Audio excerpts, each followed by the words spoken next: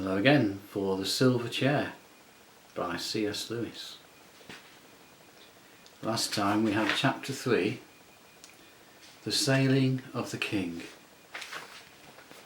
And that finished with, when they were dragging themselves upstairs to bed, yawning their heads off, Jill said, "I bet we sleep well tonight, for it had been a full day." Which just shows how little anyone knows what is going to happen to them next. And next is chapter 4, A Parliament of Owls. It is a very funny thing that the sleepier you are, the longer you take about getting to bed, especially if you are lucky enough to have a fire in your room. Jill felt she couldn't even start undressing unless she sat down in front of the fire for a bit first. But once she had sat down, she didn't want to get up again. She had already said to herself about 5 times, "I must go to bed," when she was startled by a tap on the window. She got up, pulled the curtain, and at first saw nothing but darkness. Then she jumped and started backwards, for something very large had dashed itself against the window, giving a sharp tap on the glass as it did so. A very unpleasant idea came into her head. Suppose they have giant moths in this country? Ugh! But then the thing came back, and this time she was almost sure she saw a beak, and that the beak had made the tapping noise. "It's a huge bird," thought Jill. Could it be an eagle? She didn't very much want a visit even from an eagle, but she opened the window and looked out. Instantly, with a great whirring noise, the creature alighted on the windowsill and stood there filling up the whole window, so that Jill had to step back to make room for it. It was the owl. "Hush, hush, to-woo, to-woo," said the owl. "Don't make a noise. Now, are you two really in earnest about what you've got to do?" "About the lost prince, you mean?" said Jill. "Yes, we've got to be." For now she remembered the lion's voice and face, which she had nearly forgotten during the feasting and storytelling in the hall. "Good," said the owl. "Then there's no time to waste. You must get away from here at once. I'll go and wake the other human. Then I'll come back for you. You'd better change those court clothes and put on something you can travel in. I'll be back in 2 twos. Too." And without waiting for an answer, he was gone. If Jill had been more used to adventures, she might have doubted the owl's word. But this never occurred to her, and in the exciting idea of a midnight escape, she forgot her sleepiness. She changed back into sweater and shorts.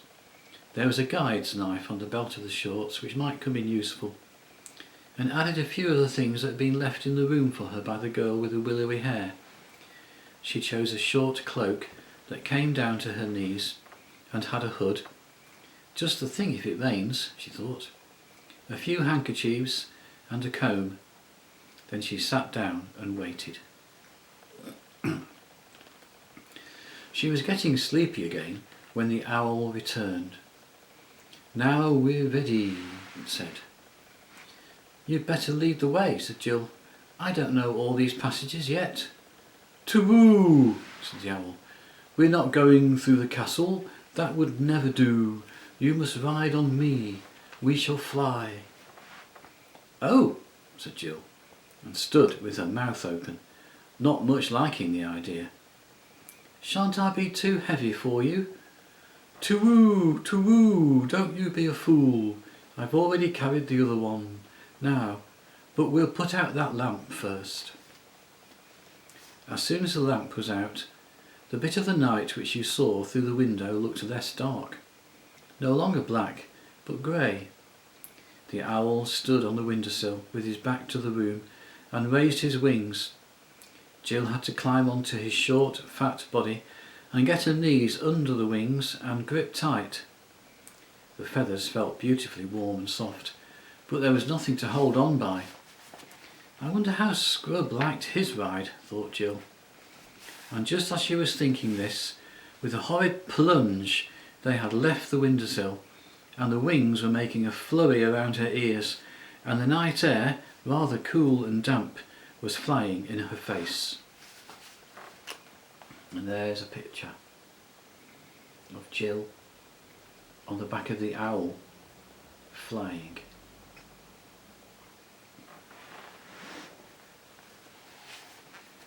It was much lighter than she expected, and though the sky was overcast, one patch of watery silver showed where the moon was hiding above the clouds. The fields beneath her looked grey, and the trees black. There was a certain amount of wind, a hushing, ruffling sort of wind, which meant that rain was coming soon.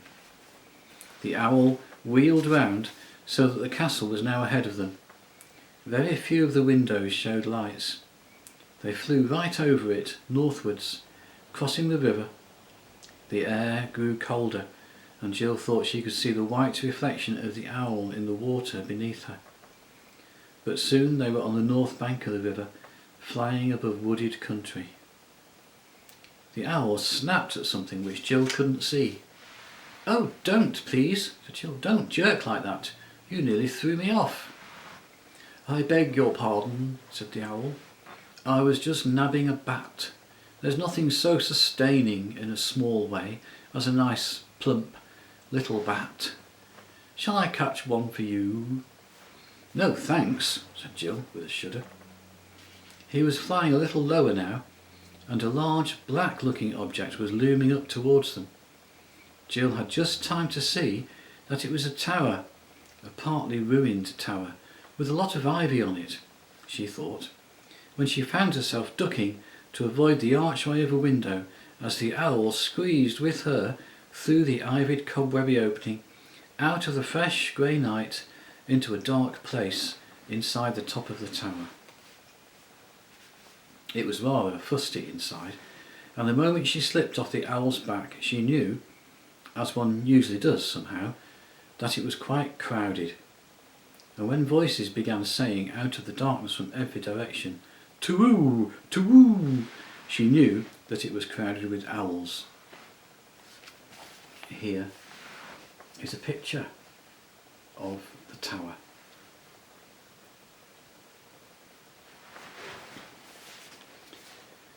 She was rather relieved when a very different voice said, "Is that you, Pole?" "Is that you, Scrub?" said Jill. "No," said Glimfella. "I think we're all here. Let us hold a parliament of owls." "To-woo, to-woo, true for you. That's the right thing to do," said several voices. "Half a moment," said Scrub's voice. "There's something I want to say first." "Do, do," said the owls, and Jill said, "Fire ahead." "I suppose all you chaps, owls, I mean," said Scrub, "I suppose you all know that King Caspian X, in his young days, sailed to the eastern end of the world. Well, I was with him on that journey, with him and Reepicheep the mouse, and the Lord Drinian, and all of them. I know it sounds hard to believe, but people don't grow older in our world at the same speed as they do in yours. And what I want to say is this, that I'm the king's man, and if this parliament of owls is any sort of plot against the king, I'm having nothing to do with it." To-woo, we're all the king's owls too," said the owls. "What's this all about then?" said Scrub. "It's only this," said Glimfella, "that if the Lord Regent, the dwarf Trumpkin, hears you are going to look for the lost prince, he won't let you start. He'd keep you under lock and key." "Great Scott," said Scrub. "You don't mean that Trumpkin is a traitor? I used to hear a lot about him in the old days at sea. Caspian, the king I mean, trusted him absolutely." "Oh no," said a voice. "Trumpkin's no traitor, but more than 30 champions, knights, centaurs, good giants, and all sorts have, at one time or another, set out to look for the lost prince, and none of them have ever come back. And at last the king said he was not going to have all the bravest Narnians destroyed in the search for his son, and now nobody is allowed to go. But surely he would let us go, said Scrub, when he knew who I was and who had sent me. Sent both of us, put in Jill. Yes, said Glimfeather, I think very likely he would, but the king's away, and Trumpkin would stick to the rules. He's as true as steel, but he's deaf as a post, and very peppery.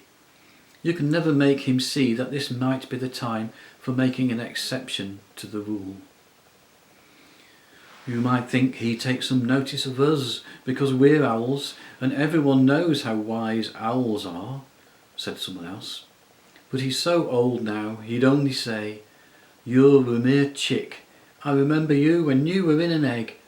Don't come trying to teach me, sir. Crabs and crumpets.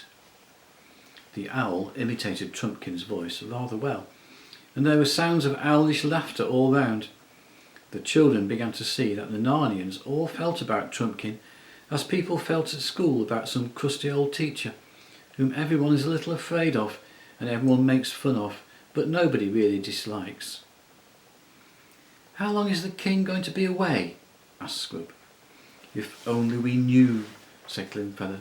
You see, there has been a rumour lately that Aslan himself has been seen in the islands, in Terebinthia, I think it was, and the king said he would make one more attempt before he died to see Aslan face to face again, and ask his advice about who is to be king after him. But we're all afraid that if he doesn't meet Aslan in Terebinthia, he will go east to Seven Isles and the Lone Islands, and on and on. He never talks about it, but we all know he has never forgotten that voyage to the world's end. I'm sure in his heart of hearts he wants to go there again. Then there's no good waiting for him to come back, said Jill. No, no good, said the owl. Oh, what a to-do! If only you two had known and spoken to him at once. He'd have arranged everything, probably given you an army to go with you in search of the prince. Jill kept quiet about this, and hoped that Scrub would be sporting enough not to tell all the owls why this hadn't happened. He was, or very nearly. That is, he only muttered under his breath, Well, it wasn't my fault, before saying out loud, Very well, we'll have to manage without it. But there's just one thing more that I want to know. If this Owls' Parliament, as you call it, is all fair and above board, and means no mischief, why does it have to be so jolly secret? Meeting in a ruin, and dead of night, and all that. To-woo, to-woo, hooted several owls. Where should we meet? When would anyone meet except at night? You see, explained Glimfeather, most of the creatures in Narnia have such unnatural habits. They do things by day, in broad blazing sunlight. Ugh! When everyone ought to be asleep. And as a result, at night, they're so blind and stupid that you can't get a word out of them. So we owls have got into the habit of meeting at sensible hours, on our own, when we want to talk about things. I see, said Scrub. Well now, let's get on. Tell us about the lost prince. Then an old owl, not Glimfeather, related the story. About 10 years ago, it appeared, when Rilian, the son of Caspian, was a very young knight, he rode with the Queen, his mother, on a May morning into the northern parts of Narnia. They had many squires and ladies with them, and all wore garlands of fresh leaves on their heads and horns at their sides. But they had no hounds with them, for they were maying, not hunting. In the warm part of the day they came to a pleasant glade where a fountain flowed freshly out of the earth, and there they dismounted and ate and drank and were merry. After a time the queen felt sleepy, and they spread cloaks for her on the grassy bank. And Prince Rilian, with the rest of the party, went a little way from her, that their tales and laughter might not wake her. And so, presently, a great serpent came out of the thick wood and stung the queen in her hand.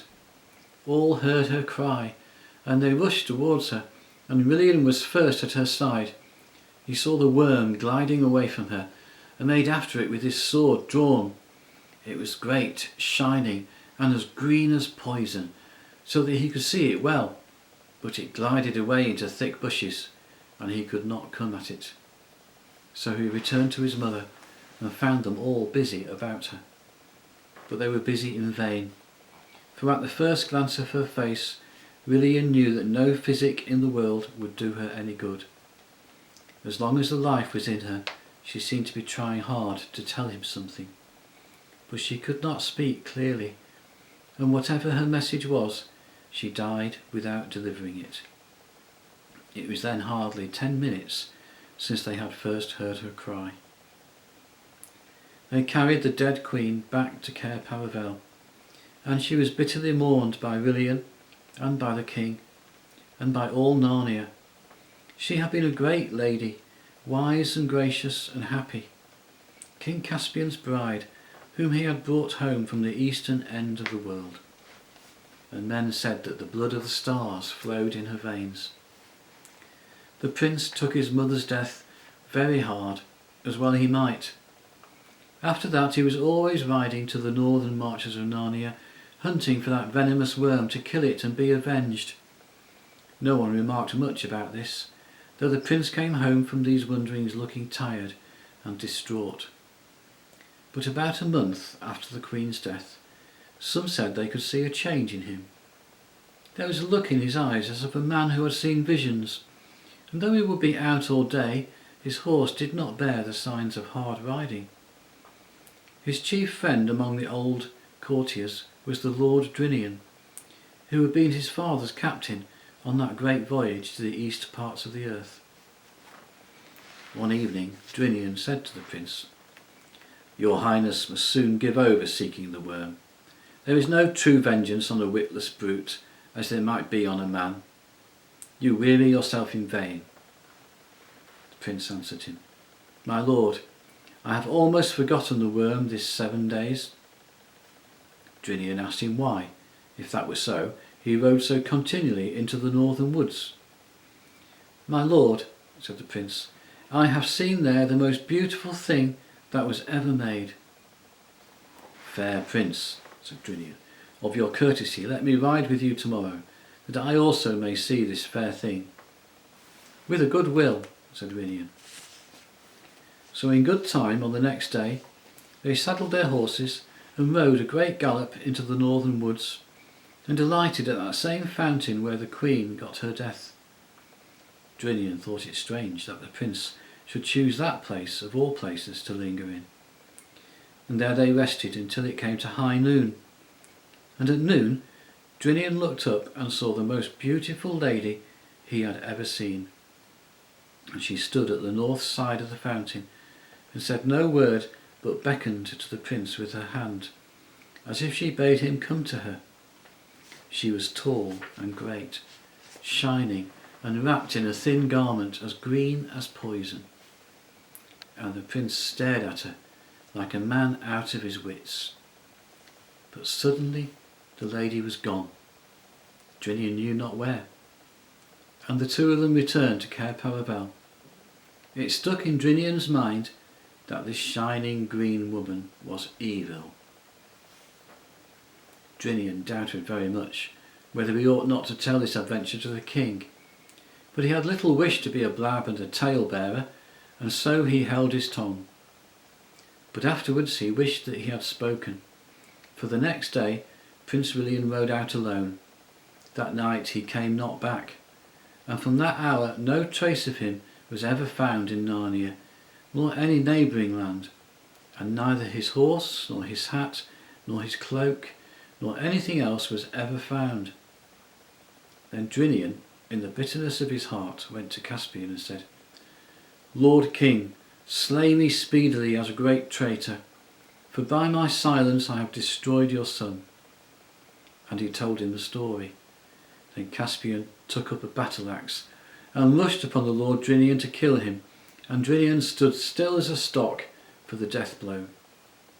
But when the axe was raised, Caspian threw it away and cried out, "I have lost my queen and my son. Shall I lose my friend also?"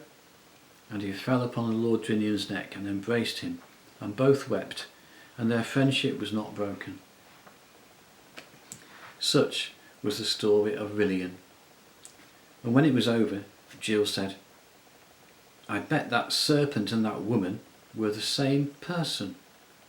"True, true, we think the same as you," hooted the owls. "But we don't think she killed the prince," said Glimfeather, "because no bones." "We know she didn't," said Scrub.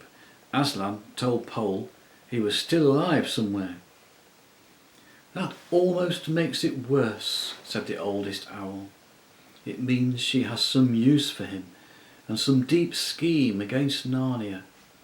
Long, long ago, at the very beginning, a white witch came out of the north and bound our land in snow and ice for 100 years, and we think this may be some of the same crew."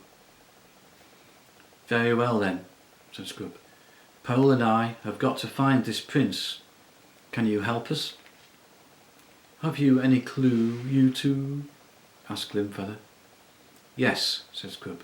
"We know we've got to go north, and we know we've got to reach the ruins of a giant city." At this there was a great to-wooing than ever, and noises of birds shifting their feet and ruffling their feathers. Then all the owls started speaking at once. They all explained how very sorry they were that they themselves could not go with the children on their search for the lost prince. "You'd want to travel by day, and we'd want to travel by night," they said. "It wouldn't do, wouldn't do." One or two owls added that even here in the ruined tower it wasn't nearly so dark as it had been when they began, and that the Parliament had been going on quite long enough.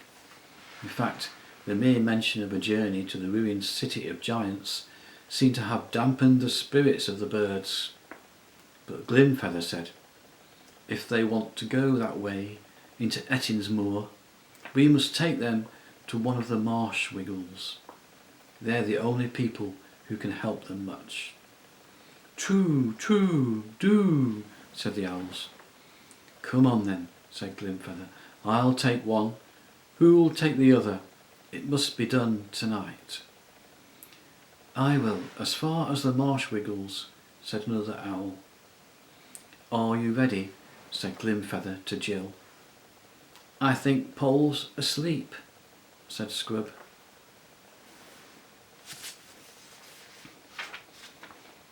So next time, Chapter 5, Puddleglum.